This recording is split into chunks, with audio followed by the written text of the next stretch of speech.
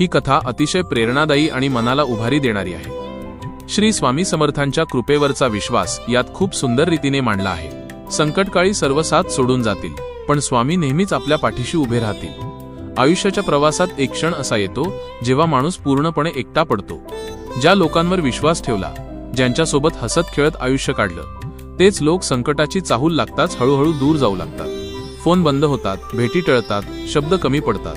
त्यावेळी माणसाला खरी जाणीव होते, आपण किती असहाय्य आहोत। अशाच एका कठीण काळातून रमेश जात होता। व्यवसायात मोठं नुकसान झालं होतं, कर्ज वाढत होतं, घरात तणाव होता, मित्रांनी सल्ल्याच्या नावाखाली हात झटकले, नातेवाईकांनी अंतर ठेवलं।